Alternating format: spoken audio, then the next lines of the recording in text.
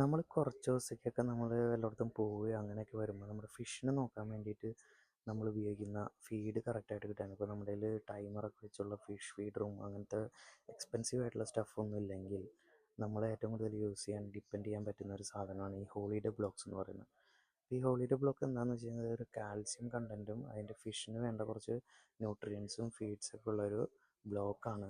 ഇത് വെള്ളത്തിലിട്ട് കഴിഞ്ഞാൽ കുറേശ്ശെയായിട്ട് മെൽറ്റായി വരുള്ളൂ. ഏകദേശം 14 ദിവസമാണ് ഇത് ലൈഫ് പറയുന്നത്. അപ്പോൾ അത് നമ്മളെ ഡിപ്പെൻഡ് ചെയ്യും നമ്മുടെ എത്ര ഫിഷിനെ അനുസരിച്ചാണെന്നുള്ളത്.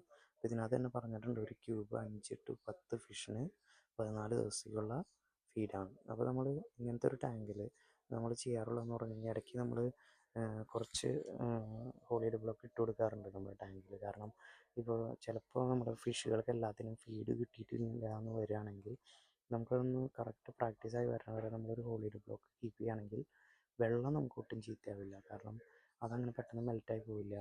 അതേപോലെ നമ്മളിപ്പോൾ ഫീഡ് കിട്ടാത്ത ഫിഷ് ഉണ്ടെങ്കിൽ അവർക്ക് ഫീഡായിട്ട് അത് എടുക്കാനും പറ്റും. ഇപ്പോൾ സ്നെയിൽസും അങ്ങനെയുള്ള കാര്യങ്ങൾ ഇതുകളെല്ലാം ഉണ്ടെങ്കിൽ വളരെ നല്ലതാണ് ഹോളിഡേ ബ്ലോക്സ്. കാരണം അവയ്ക്കുള്ള എല്ലാത്തരം കാൽസ്യം ന്യൂട്രിയൻസൊക്കെ അതിന് കിട്ടും. അപ്പോൾ ഇതൊരു വളരെ നല്ല ഓൾട്ടർനേറ്റീവാണ്. നമ്മൾ ഒരു കാര്യം മാത്രം നമ്മൾ നോക്കേണ്ടുള്ളൂ, മീനിൻ്റെ കൗണ്ട് നോക്കുക. അപ്പോൾ അവർ പറയുന്ന ഒരു മീഡിയം സൈസ് ഫിഷ്, അതായത് ഒരു ഗോൾഡ് ഫിഷിൻ്റെ ഒക്കെ ഒരു സൈസുള്ള ഫിഷിനെയാണ് ഈ പറയുന്നത്. നമുക്ക് ഗപ്പിയൊക്കെ ആകുമ്പോൾ ഒരു 10-15 എണ്ണത്തിന് ഈ ഒരു ബ്ലോക്ക് 14 ദിവസത്തേക്ക് മതിയാവും.